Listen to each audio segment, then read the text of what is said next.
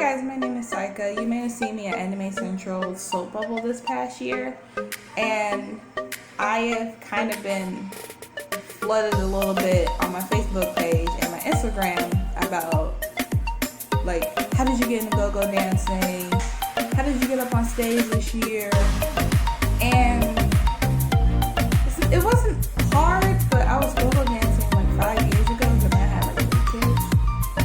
And boom, now I'm back. So, I am here to tell you, the differences between regular go-go dancing and anime convention go-go dancing from my perspective, as well as how to kind of prepare yourself if you do want to actually go-go dance on the anime convention side. I'm not going to tell you how to start go-go dancing professionally, because honestly I feel that it's a completely different beast and not really for faint of heart. So, number one, you should actually learn the differences between anime convention go-go dancers and, let's say, EDC Las Vegas go-go dancers, or like even the go-go dancers that you see at the club.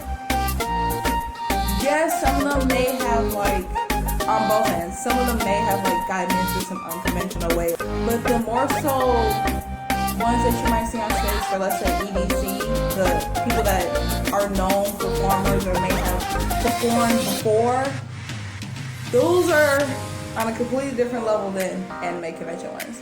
Anime convention go-go dancers typically do not have a dance background, not an extensive one. Some of them may have a very heavy dance background, but it's something they kind of like casually do. So the best way to put it is, anime convention go-go dancers, most of the time they don't have a heavy background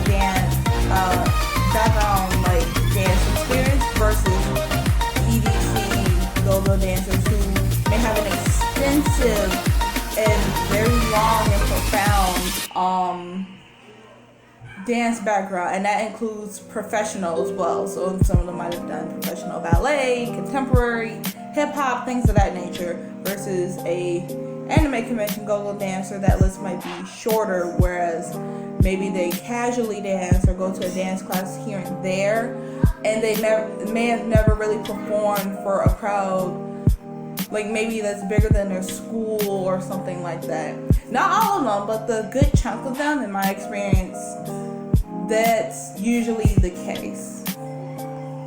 Number two, a lot of the times that I've noticed that especially if you're going to go into anime convention go-go dancing, a lot of people get intimidated by the girls that are already there. No, fuck them bitches. If you believe you're better than them, you more than likely might be better than them. And on top of that, confidence is everything. I notice a lot of people, like even females, get intimidated by the current group that's there. Don't bother. Like, I was like really insecure honestly at first, but at the same time, that comes from, there's a lot of politics involved on both ends, like professional go-go dancers, well, anime go-go dancers. There's a bit of politicking there, and honestly, if you're good enough, people are able to see past the current, like, the bullshit, the politics, basically the current status quo that's already there. If you are good and you feel very, very confident in your ability, like, man, I can do better than that, do it. Please do it. Because if you're tired of seeing the same girls every year, I promise you, just go ahead and do it. What's the worst that can happen? That you don't make it? Just try again next year at a different convention. It's nothing. Don't worry about it. Number three, the biggest advice that I can give you is to actually practice. As in, go to dance classes. If you haven't been to dance classes in a long time, take some refresher courses. There's plenty of YouTube videos out there. I can probably try and recommend a few down there below, so just take a look at the links down there. Even I look at those videos sometimes for certain refreshers on dances that I may not have done in a long time, such as ballet, or even contemporary. Between you and me, I absolutely hate ballet. It's not for me. Sorry, ballet dancers, not for me. Anyway, just consistently practice throughout the year so that when a convention or an event actually comes around, you're kind of ready to either perform or try out for that particular convention. And sometimes that there are conventions that might not tell you that you've made it until like the very last minute, so you might have like 2 months at the minimum to prepare. So that way you should already kind of be ready to perform, like you're already conditioned. Let's say that, like you're already conditioned to perform, whereas some people might not be conditioned already, because there are times you will have to dance all around the board. You will have to dance for at least 10 minutes to 30 minutes. Sometimes, worst case, even an hour. But it's just always nice to be prepared. Just condition yourself through the year. Or if you don't know how to like make an outfit, don't fucking worry about that. There are plenty of people that will like make one for you, that will commission you one. Still gotta pay for it, gotta commission one. The main thing I would probably worry about is maybe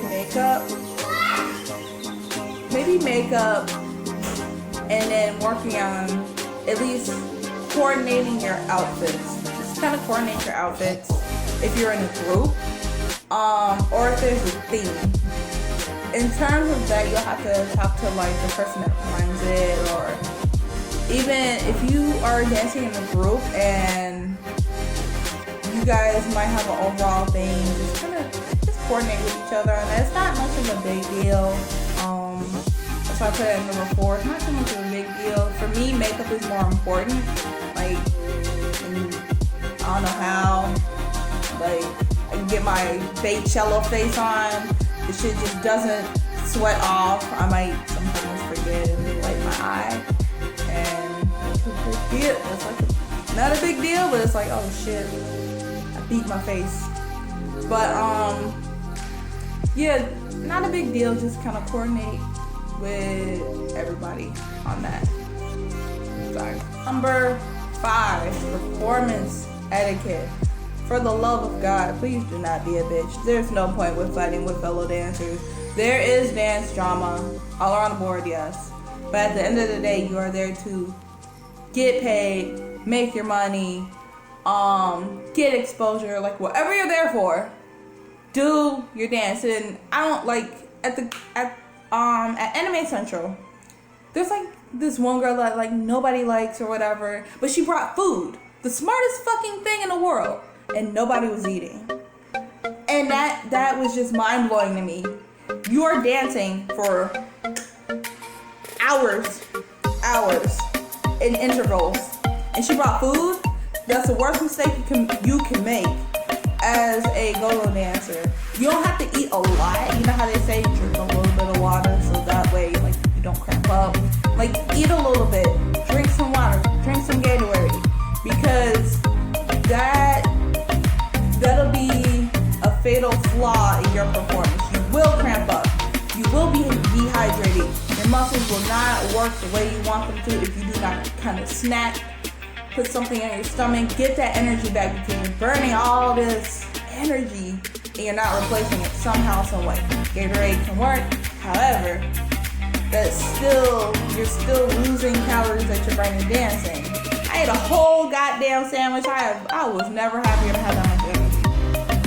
Another thing, like stretch in between your sets. I know you're tired, but at the end of the day, you do not want to be sore the next morning, so you should be stretching in between your sets as well as resting, drinking water, eating something, etc. That was something this year that I noticed a lot of people have the bad habit of. And I don't care if I hate your guts, as long as you don't try to poison me. Like, I wasn't gonna do that to myself, you know what I mean?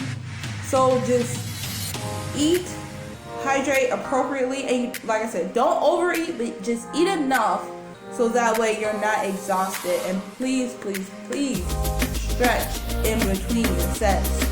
in between your sets, please. Stretch. Like I said, I had a lot of people, I've heard a lot of people complain afterwards that they're super sore, and I just woke up like,